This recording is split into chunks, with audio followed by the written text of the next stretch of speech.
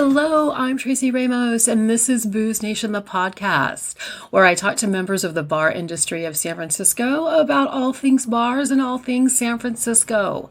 Booze Nation can be found on Apple Podcasts, iHeartRadio, Spotify, and other listening places. Also, Booze Nation is on the socials of Instagram, Threads, and Shitter. A little bit of an update about the last episode with Patrick Mackerel of Anchor Brewery.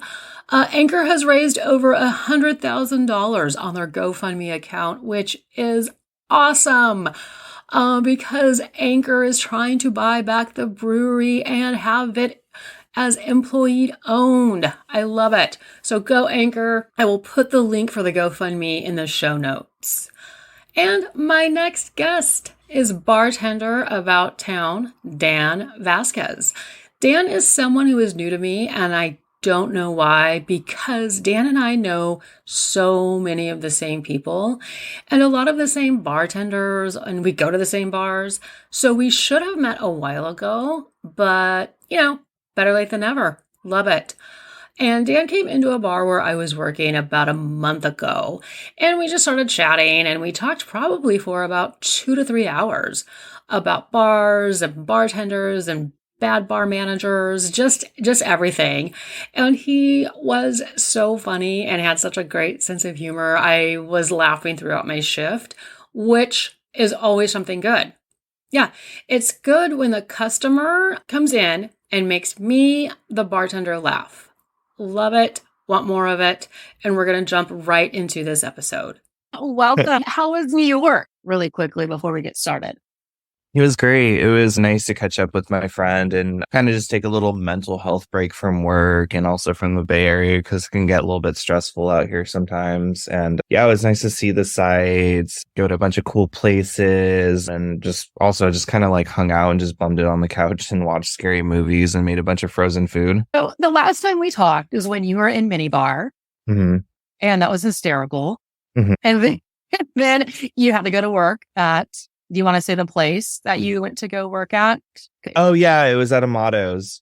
Yeah. I had to come by to see if my coworker Steph was working. Well, my former coworker Steph. And then she wasn't there, but I'm glad we got to meet. And then, yeah, I had to work the Balkan night, which, every Sunday, it gets crazy in there, but a lot of fun. One of my more memorable shifts. I'm glad you came in because we had so much to talk about. We know like so many of the same people and from the same bar. Thinking back now, I'm kind of surprised we haven't actually met sooner. And we probably have. It's just that we were probably really drunk. Yeah, definitely. Yeah, I tend to get around when I'm a little bit, I've had a few under my belt. Yeah, hey, don't we all? So are you originally from the Bay Area? Yeah, I'm born and raised in San Jose, East San Jose to be specific. Grew up there, and then I moved to San Francisco about 8.5, almost 9 years ago now. And I've kind of been just out here since. Were you working in bars in San Jose? Mostly like restaurants. My first ever job is actually a runner and busser, and then kind of progressed into serving, and then when I moved out to the city, since I had kind of lost that job, I ended up getting into grocery because it was kind of the only thing there for me at the time. So I ended up doing the Whole Foods thing for about 4.5, 5 years. Which Whole Foods? All of them. No way. Well, yeah, because if you work at one, you kind of work at like all of them, like picking up like team building shifts where they, for example, like your department around I forget what time of year it is. I think it's like sometime either in the spring or something like that, where they have like a budget for your team specifically to go to, I don't know, like have like a catered dinner or something, or I don't know. I've heard stories where they go to Giants games and whatnot and just go out and do that. And then you go to their store and they kind of just walk you through what they do there. And then you do that. But yeah, I've moved kind of my way up from just like your basic. I was in prepared food, so worked in the deli and in the kitchen, and then went to supervisor, then purchaser, then ATL, which was assistant manager. Wow. Okay. That's a good run.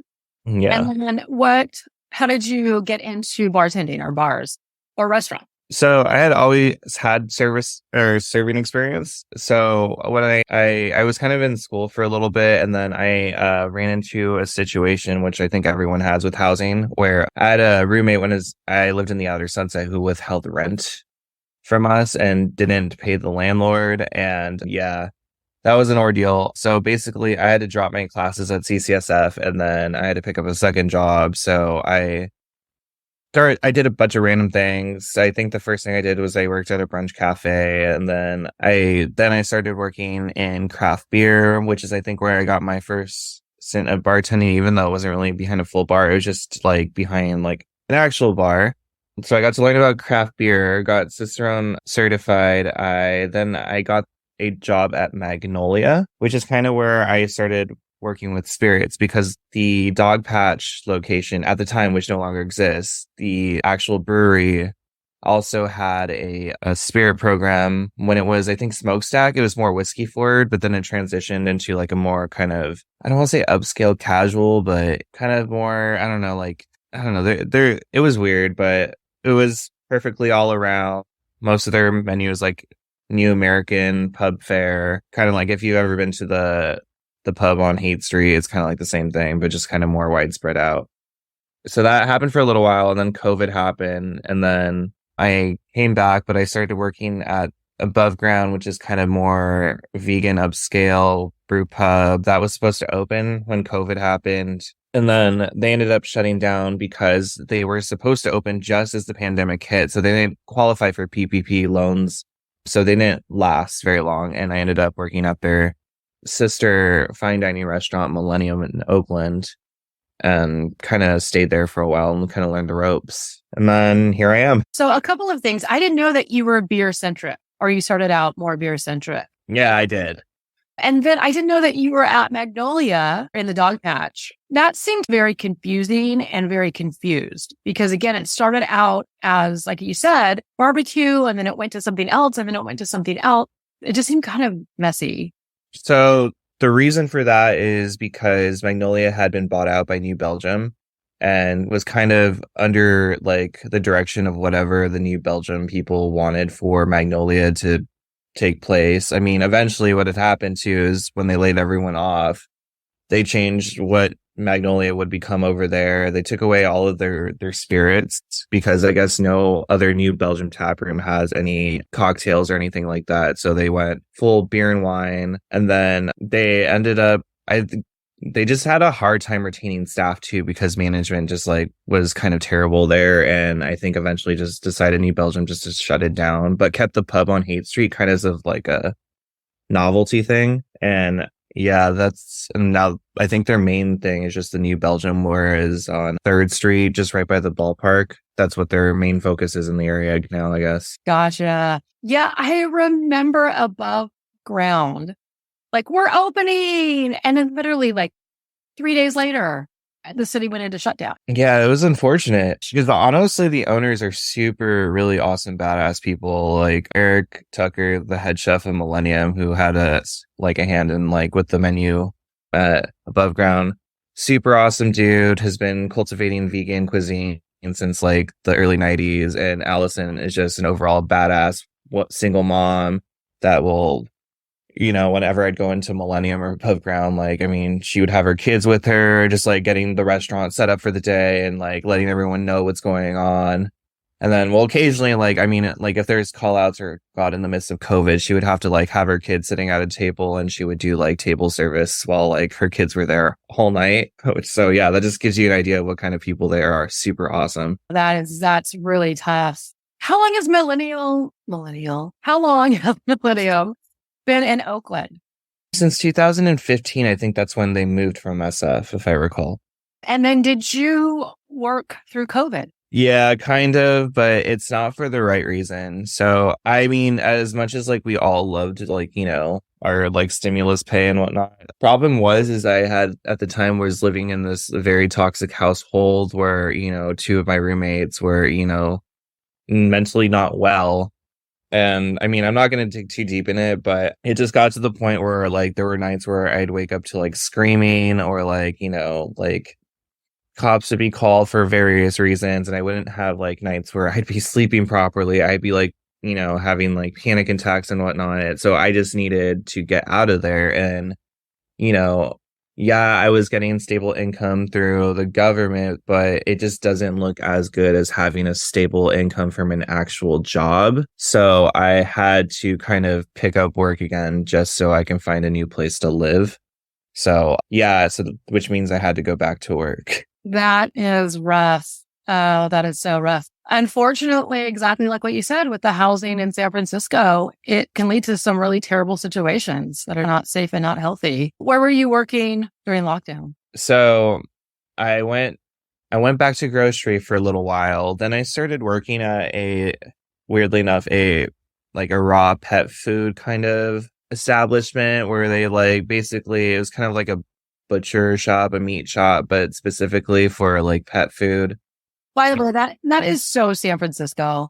Yeah, honestly, it was cool, mainly because I get to see dogs all day. I mean, I wasn't too fond of the smell of blood every single day and going home with it. But I mean, honestly, I just hated being in grocery because people were not being safe and stuff when going into this grocery store or acting a fool whenever they were told to put on a mask on and yelling at us. So I just got sick of it. And that place is cool because it has a niche clientele that's been seeing Casey, the owner, for a long time, even more than 15 years. So working there was kind of an experience. And that's when I got rehired at Machel Bar when it reopened under the new ownership. And then that's when I also started working at Above Ground. Gotcha. Is that pet place still open? Yeah. It's called SF Raw. It's based over in the Bayview, kind of off of Bayshore on Napoleon Street. So it's kind of in a little cutty warehouse area, but the owner's a super rad, raw, vegan, straight edge person for many, many years that has been kind of cultivating a clientele. And actually, I learned a lot from just working with her about all these different ingredients that you would never expect to would be in dog food or cat food that you kind of have to be weary about. And it was fun. Let's talk a little bit about people's attitude about masks and walking into your place of business, or not maybe your place of business, but it's where you work. It is your work environment and people's attitude about not respecting someone's place of business. That was shocking to me. What would you guys do? Well, see, I mean, working specifically downtown, we'd get a lot of those, especially from out of town. The mask thing was it's one thing, mainly because I can't afford to be missing work. So whenever somebody would just be freely walking into the establishment and be internally pissed off, but realistically, I just be hey, just a friendly heads up. San Francisco is still under a mask mandate. I'm not sure where you're coming from, but please be respectful of our rules. And then depending on who they are, where they come from, they'll just be, oh, not a problem. Or oh, I forgot my mask. Do you have an extra one? I'll be yeah, cool. And then sometimes I'll get the occasional, fuck you, you liberals. This is bullshit, blah, blah, blah, blah, blah. Or I think the most respectful thing people have ever done would be to call the bar and just ask, and I'll be straight up with them. The same thing with Vax cards. That was a whole thing. I've seen coworkers get into heated arguments with customers, and honestly, we're just trying to do what we're told so we get over this shit, we're not trying to cause problems. I mean, at the time, the mask thing is one, but the Vax card, I'm okay, well, you either have it or you don't have it. You forgot it at home, whatever. I'm cool if you just have a mask on, but at the time it is what it was. Looking back now, it's just I can't even believe that outrage over something so simple. And also that didn't really last too long. It only lasted a year or so. Today's episode is brought to you by Descript. When I started this podcast, I had no idea about the editing process, and it took me forever to edit one episode. And then I discovered Descript. Descript is an all-in-one audio and video editor that makes editing as easy as a Word doc. Upload media or record directly in Descript to instantly transcribe your file into text. Then tweak the text to directly edit your media clips. Edit out filler words and silent gaps with a single click. Record your screen and webcam for presentations and video messages, and edit out mistakes before publishing. Use pro editing features such as non-destructive multi-track editing, live collaboration, auto captioning, exports, and much more. I'll have a link in the show notes and you can try it out now. So let's go back a little bit about 2016. I bring it up because that's obviously when the Trump years started. For me, I felt that there was a big shift in dealing with the public, dealing with customers. I really feel that shift is still happening. What do you think? I was more serving at that point. Okay. I will say, I mean, I think in that point, I was working upper in Pack Heights ish. So, I mean, that clientele is always going to be, what they are, and they're always a lot to deal with, Trump or not. But, I will say, I don't know. I feel like in this part of the world, we're very fortunate to live in the bubble that we do, what is San Francisco. So, when that did happen, most of us were out on the streets protesting. I know for sure I was, but I mean, there was kind of a lot of I won't say a lot of more outgoing, Trump people. It was kind of more of a lot of more political talk that happened in restaurants and bars, whereas if you said the wrong thing, then you pissed somebody off. And I, at that time, I'm very I have one rule. It's if whether I'm behind the bar or people ask me questions about certain things, it's politics. I like to keep it, this is a politic free zone. Everyone might have opinions, but you might piss off the wrong people and it just becomes a screaming battle. And then it's something that whoever the hell is working has to deal with. So that's why I'm no politics zone. So that was 2016 about when this started. Now we're hitting 2024. What do you think is going to happen to the restaurant scene of San Francisco moving into the future? It's hard to say. There's a lot of talk about this doom loop concept where San Francisco keeps on, building up because something new is coming to the city. Then it hits its peak and then housing becomes an issue, income disparity becomes an issue, wage issues, everything. And then homelessness becomes higher. And then eventually the city becomes desolate again. And it's just kind of keep going and going and going. So I don't know. It's really I think over the past 30 years, I think you can statistically look at it. It may happen again.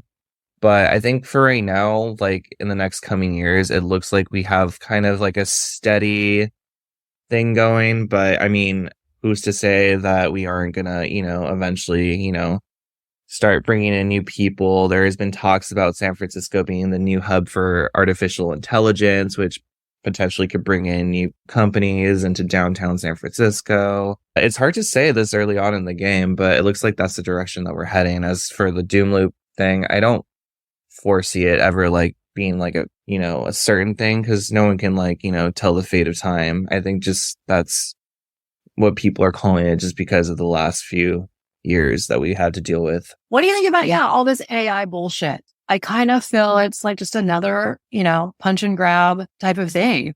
Yeah, I mean, you already see the driverless cars in San Francisco. That's already kind of a problematic thing that's been happening right now. I don't know if you've ever seen any incidents where the cars become traffic jam.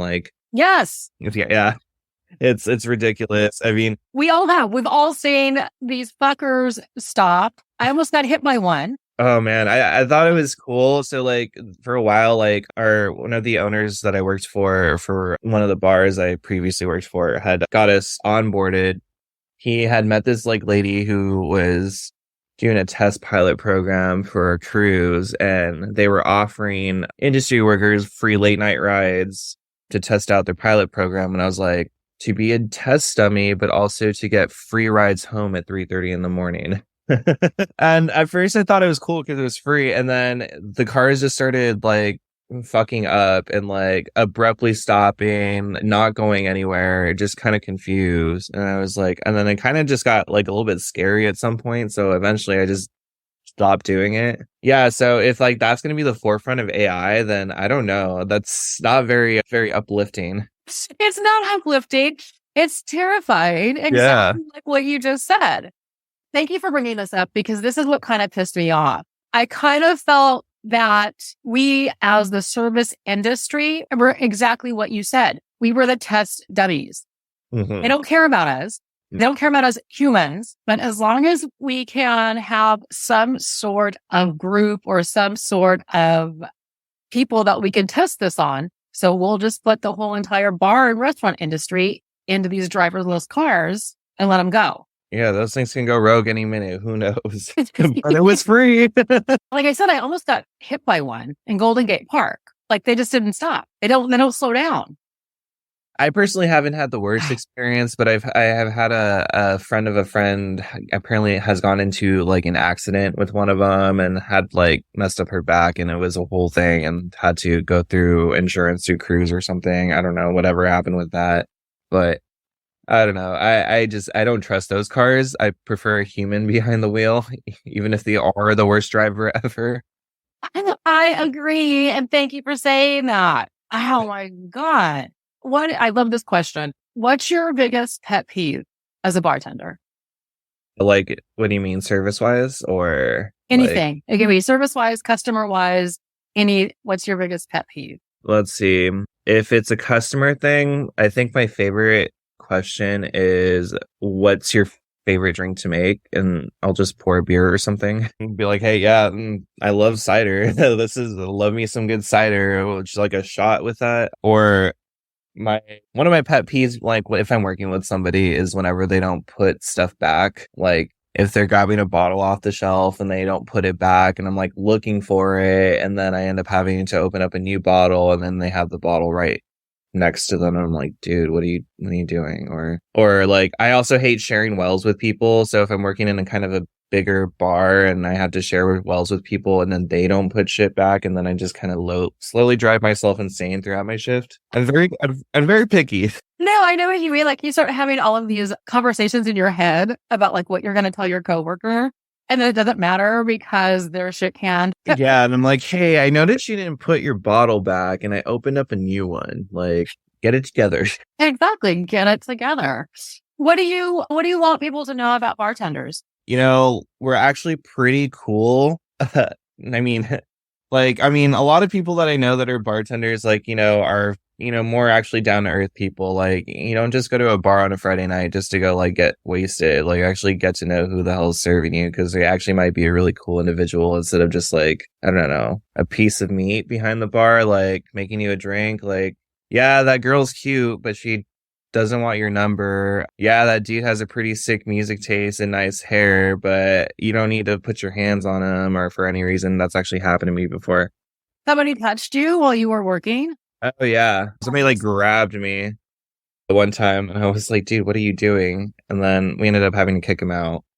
But also another pet peeve, the whole like, there's like a kind of a double standard between female bartenders and male bartenders, because sometimes I get that same treatment just because I have like a certain look to me, like this hair, where like people think it's okay to like, say certain things, or like, actually physically like grab me, and like, okay, that would not fly if I was a femme presenting bartender, but since I'm not, you think it's okay. Where I was going with this. Yeah. So we're human too. Thank you for bringing up about the touching. I don't know why I was surprised when I said people touch you. People have no concept about keeping their hands to themselves. I guess I was surprised that somebody had reached across the bar to touch you. I don't understand why people just can't keep their hands to themselves. It's something that we should learn when we were like, I don't know, kindergarten.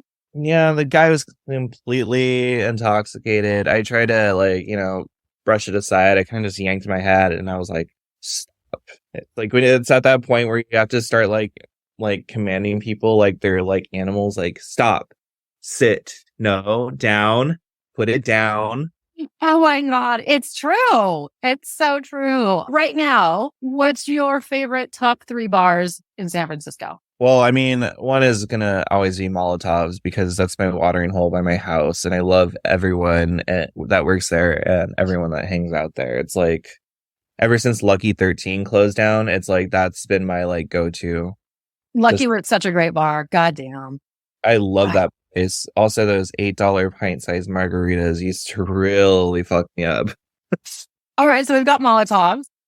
And then for like a really like a more like occasional like, you know, gathering friends birthday. I mean, I used to go there after the most insane shifts. So when I used to work downtown, I would go to a Zombie Village. It's super cutty. It's one of my favorite tiki bars in the city. The same people as Pagan Idol. And like, if you go inside, the ambiance is just insane. Like they did so well with that place.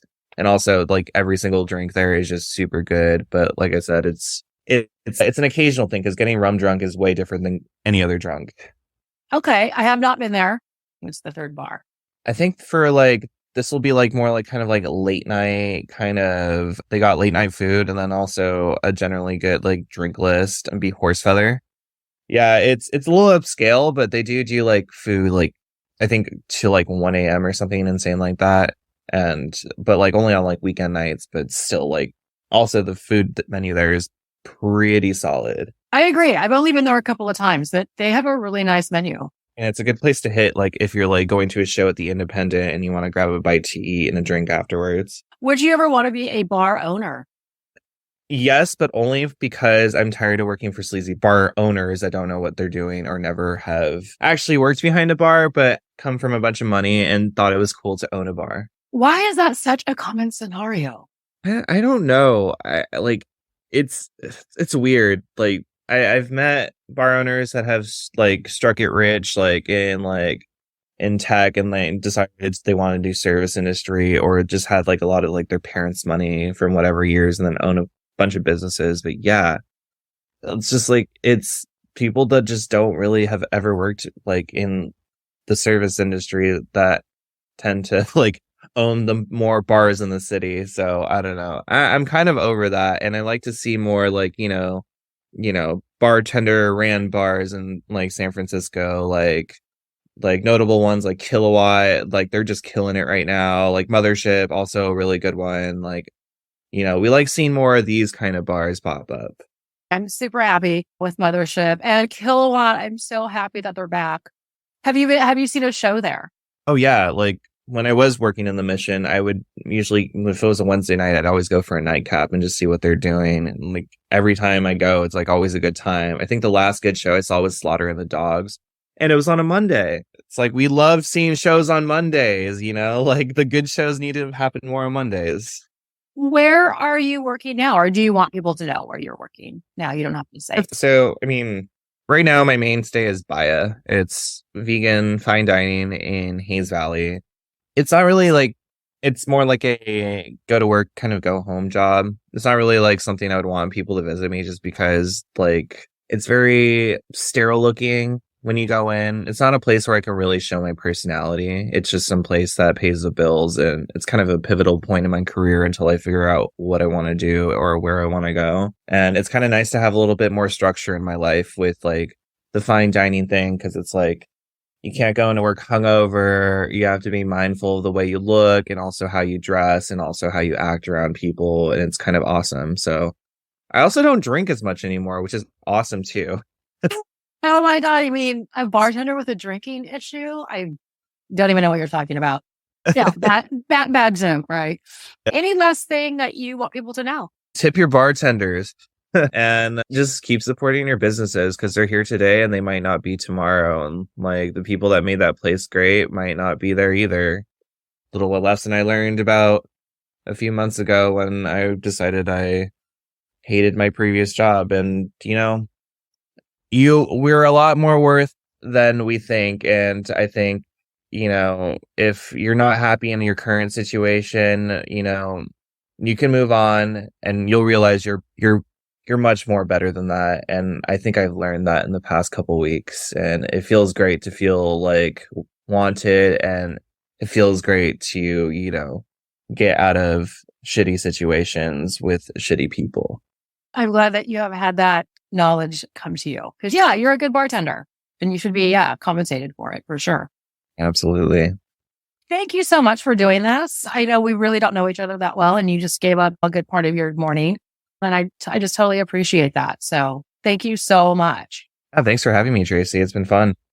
Thank you, Dan. I really appreciate this episode so much because appreciate Dan sharing his day-to-day life in San Francisco and showing how hard it can be to live in San Francisco. The terrible roommates stealing rent, and then a toxic house with people that probably can't get the help they need for their mental health issues, being somewhat forced back to work in a pandemic to get out of a shitty household, just simplifies the housing issue in San Francisco.